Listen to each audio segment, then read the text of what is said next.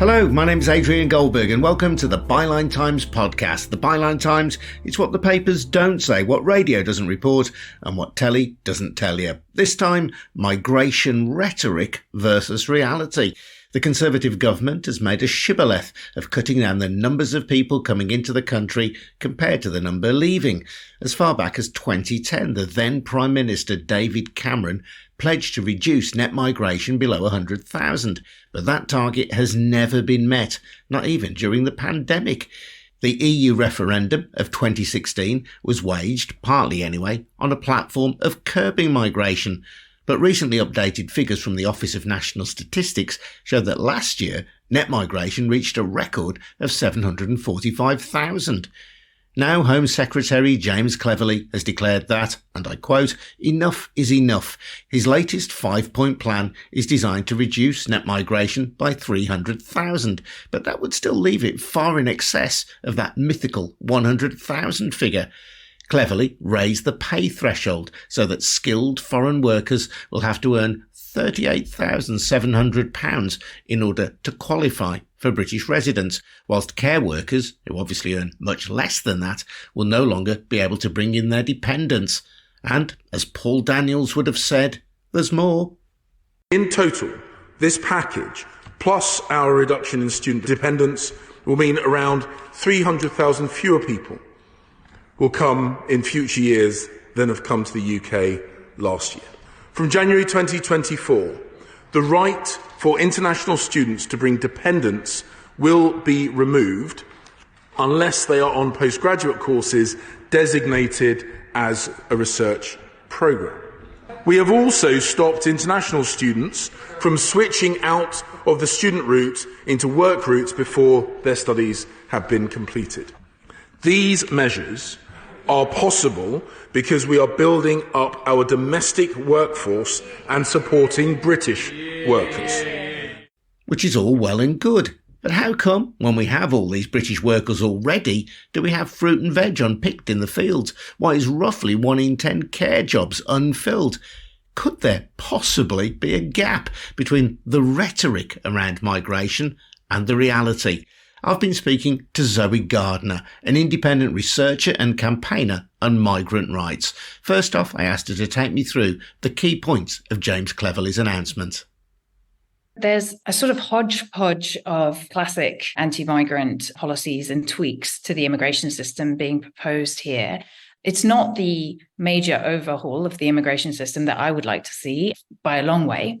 It's basically trying to pull this lever or that lever to reduce people's rights in the hope that that will result in lower figures that they can then brag about overall. So the specific proposals are to increase the salary threshold. That's really tied up with the fact that our immigration system is an employer sponsorship system. So the reason why the government has anything to say about what immigrant workers are being paid is because they provide a license to sponsor visas to employers. And then an immigrant comes to the UK based on the fact that they've been sponsored by their boss. So they have their job set up and their boss has sponsored their visa and is responsible for that. So their boss has to therefore prove to the government that they're paying them this amount or that amount. Firstly, it doesn't work very well for the government to be setting rates of pay. It certainly doesn't work very well for the government to be setting high minimum rates of pay, because obviously a lot of the labour shortages that we have are in parts of the economy that don't pay 35 grand. So then the government has had to make these sort of piecemeal adjustments and create this shortage occupation list, which is basically a list of jobs where you don't have to meet that salary threshold in order to sponsor a visa. Their visa is still provided by their employer. And the reason why I'm emphasizing that is that that's actually one of the really big problems with the immigration system that none of these proposals does anything to address. Because if people's right to be in the country is tied to their employer, then their employer can very easily withhold pay, treat them poorly, ask them to work unpaid overtime, exploit them basically, and in extreme cases, very seriously. And those people don't really have a voice in order to complain or change employer, because that's the basis on which they're here, is that they work for that employer. So fiddling with the salary threshold, long story short, isn't actually any kind of a solution. And they're just simply going to have to maintain exceptions if they raise the salary threshold, because we have major labour shortages in areas like social care, nursing, construction, farming, none of these areas of work pay 35K. And so what are we going to do? We could have a conversation about whether we should be paying farm workers 35K a year. I'd be up for that conversation, but I don't think that's on the cards from this government. So this is about tying their hands, announcing something that doesn't really work. They're going to have to keep exceptions to their own policy. And it's not actually getting at the issue, which is this employer sponsorship model. At the same time, we do have hundreds of thousands of people who are of working age, but who are not working in the UK. And I think the government would like to see more of those people working. If there are fewer people available from overseas to do jobs, and traditionally low paid jobs like farming, like care work, will that not give those people an incentive to get a job? Will the government not be itself incentivized to perhaps push them towards work in those areas?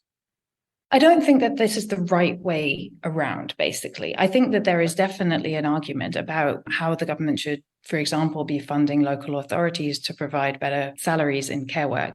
And there should be a better market for farm workers in order to drive up wages. Those things are true. The problem is that, as with so many things, because this is a government that its entire essence and reason for being here seems to be about kicking migrants, either reducing their numbers or just saying they shouldn't be here because they're this type of person or that type of person. The entire government agenda is sort of led by the nose of immigration policy. Immigration can do loads of great things for our country. It can bring in skills in areas where we need them. It can bring in family members, loved ones. It can enrich our culture. It can do all sorts of things, but it can't make the government pay care workers an adequate salary. It's the government that needs to invest in the care system in the first place. It's the government that needs to legislate for and crucially enforce minimum standards of pay in areas like farming. That's for the government to do. And to say that fiddling with the rights of immigrants is actually going to achieve that, one way or the other, it isn't true. And that's the problem, because the government doesn't want to be held to account for the fact that it doesn't enforce labour standards and it doesn't enforce minimum pay, and the fact that it's minimum pay in areas like farming, especially if you're a migrant and can't rely on benefits, is too low. It doesn't want to have to address those issues. It doesn't want to have to invest in local authorities' ability to provide the care we need. It wants to be able to give migrants a kicking and say it's done the job. It just hasn't. When you say it wants to give migrants a kicking, of course, there is a lot of rhetoric around migration, and I'd like to explore that with you in a moment. And there has been a campaign against the small boats in the Channel. But if you compare the rhetoric with the reality, in 2022, the UK allowed record net inward migration, 745,000 people. So the government talks the talk. It doesn't walk the walk. And that suggests that in Britain, actually, we are very welcoming to migrants, even at an official level. Yeah, it's interesting, isn't it? Because there's this huge dichotomy between rhetorically the most anti-migrant government probably in recent history, and then also the highest numbers of net immigration. And I think you're right to point it out in Britain, but it's actually a trend that's repeated across Europe. For example, Italy, where they elected somebody from the real hard far right, Giorgia Meloni, standing on a platform that was essentially just about stopping the boats, stopping immigration and stopping foreigners. And also in Italy, it's quite a nasty debate. It's really quite explicitly racist sometimes. Meloni made all those promises. At one side of her mouth, she's calling for like gunboats in the Mediterranean, to permanent blockade and all this ridiculous rubbish about refugees. The other side of her mouth, she's creating new routes for low-paid, supposedly low-skilled, although that's not necessarily the case, farm workers, especially farm workers, hospitality workers, care workers, to come into Italy in larger numbers than ever before. Why is that? Because Italy, even worse than the UK, has an aging population that desperately needs labor. And countries in Africa and across Asia have young populations where there are few opportunities. And so it makes sense. There's an obvious pattern happening here. There will need to be labor coming into our economies in Europe. We are getting older. It's the same in France. It's the same in Greece. They've got these huge top-line policies to stamp on refugees, but they're bringing in regularization programs for people who came under those very same circumstances are working in their economy in essential jobs, and they're going to give them papers and regularize their stay. So all across Europe, we're speaking out of both sides of our mouth here. We're demonizing migrants, but we need migrants and we need them desperately. There are issues associated with migration and with migrants bringing their families to settle. Those issues include pressures on the NHS. They include pressures on state schools. Of course, migrants, if they're working, are paying taxes. They're growing the tax base of this country so that the NHS and the education system can be paid for. But sometimes, even in a well-run economy, it can take a considerable amount of time for that extra tax revenue to be converted into improved health services, into improved state school provision. So can you understand why people sometimes feel uncomfortable about the arrival of large numbers of migrants? They may also feel that there are cultural differences between them and the new arrivals. That's something which is an age-old concern and isn't necessarily a sign that people are just narrow-minded bigots. I can certainly empathize with people who are concerned about the crumbling infrastructure of this country. We've had decades of underinvestment in our NHS. We've had decades of underperformance on building sufficient affordable homes for people. As I say, our society is aging. We're getting older. We're living for longer. We need those homes for longer. We need NHS care for longer, social care for longer. Even on a sort of more prosaic level, like big infrastructure projects like public transport, the government's just chucked out its big flagship HS2 policy to build adequate train connectivity. So yes, under those circumstances, a significant population increase like we've seen over the last year can provoke some challenges. Now, I think that those can be massively overplayed. And all of the literature basically tells us that the impact of immigration, even large numbers of immigrants, on the public purse and on public services is pretty much neutral. Tiny, negligible amounts of impact one way or the other. As you say, people come in, they make use of services, but they also provide services, they also pay taxes, and it basically balances itself out. But I can see that when we have a housing crisis, and then the government's telling us that 745,000 more people came to the country this year, and all of those people need and deserve to live in a decent house. I can see that problem, but the problem is one of underinvestment. I truly believe that everybody in the country deserves a decent home, and so we should build decent homes for everybody in the country, not kick people out of the country until there's few of us enough that we fit in the crumbling infrastructure we have. That's just not the right way around to look at it. So I do think it needs to be planned better, and it needs to be communicated better, but I don't agree with turning around and blaming migration. And then just quickly on the culture point, I find this one quite difficult because I am a Londoner. I have so many friends from all over the world themselves, or whose families have come from all over the world in the past. And that applies to my family too. It applies to most of us, actually. You go back a little bit. I know that Islam is the fastest growing religion in the UK. If you have a problem with that, go out and start converting people to Christianity or something. I don't know. I don't know what you expect to do about that. These people are British. That is part of our culture now. And culture develops and changes all the time. And I don't think London would be London if it wasn't diverse. I get all these idiots shouting at me online, I'm sure you can imagine. And a lot of the time they say, well, oh yeah, you would never live in an area with immigrants. I live in one of the most diverse boroughs in the country, and I love that. And I genuinely think that our capacity to grow and to absorb people and the new ideas and the new culture that brings is actually overwhelmingly positive and much greater than people give us credit for. The UK is actually one of the least racist, most well-integrated, multi-ethnic societies in the world. I think we should be damn proud of that, and we can carry on.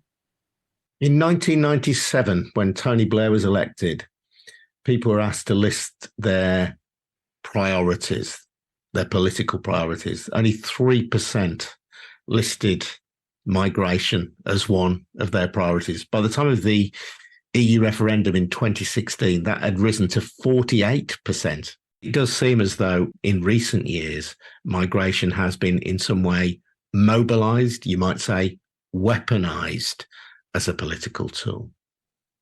Yeah, I would totally agree. And we have a generation of politicians across not just Europe, but also the entirety of the West, really, whose primary defining characteristic of their political ambition is about saying that they will reduce immigration or better control immigration, which means reduce immigration, or reduce the rights of migrants, whether that's in terms of their human rights and their fundamental protection from torture and abuse, or whether that's their right to claim benefits on an equal basis to the rest of the population, or live with their spouse and children on an equal basis to the rest of the population. A generation of politicians for whom that has been the ultimate key element of their politics.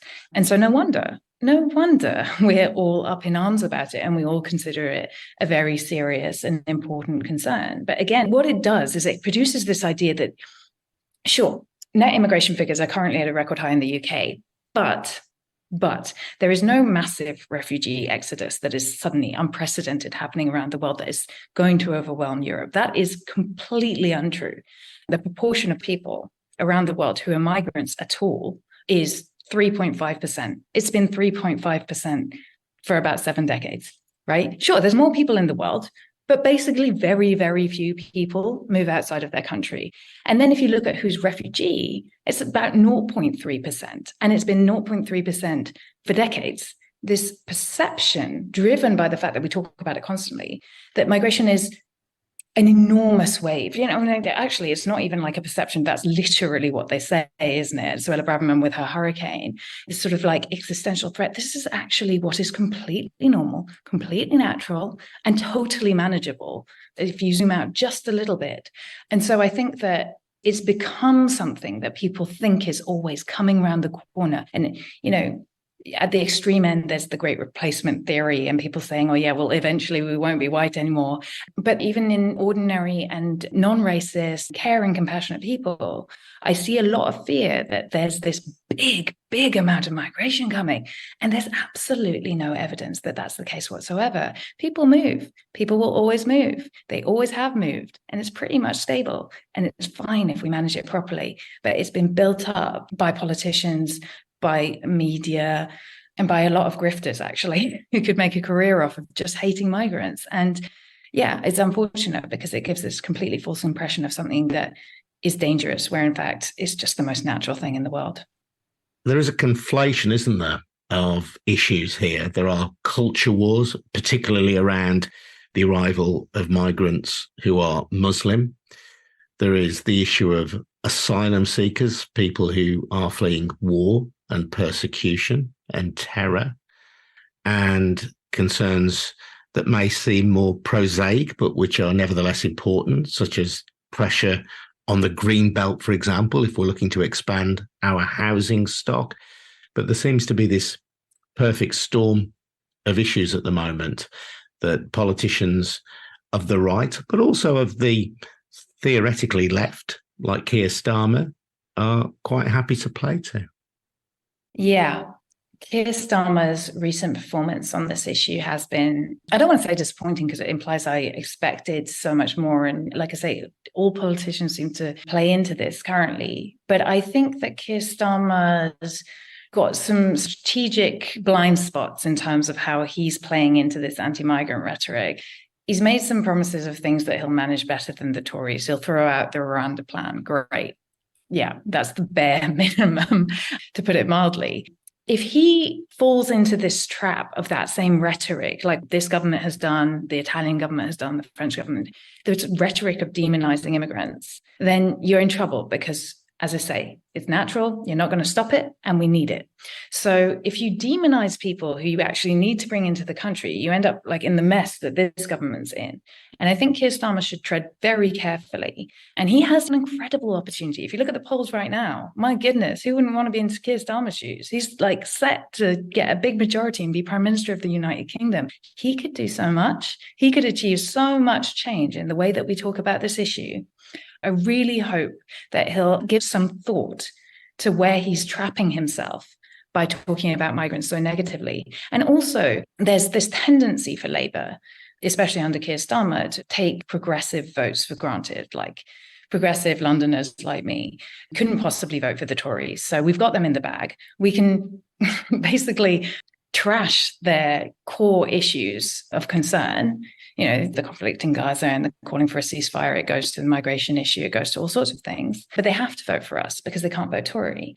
And I think that at the current time, you look at the polls and you see that almost definitely we'll get a Labour government. So I don't need to run scared and think, oh no, if I don't vote Labour, I'll get a Tory. All the more reason why somebody in my situation, like social progressive people, are going to turn away from Labour if they carry on with this kind of rhetoric. And we're going to vote for the Greens or the Lib Dems or whoever makes sense, SNP, who all have more welcoming, more positive rhetoric on immigration. And actually, Labour is at risk of losing our votes and shouldn't take it for granted. It's quite aside from the fact that it doesn't do our country any good for them to demonise migrants. They shouldn't take our votes for granted at this current time.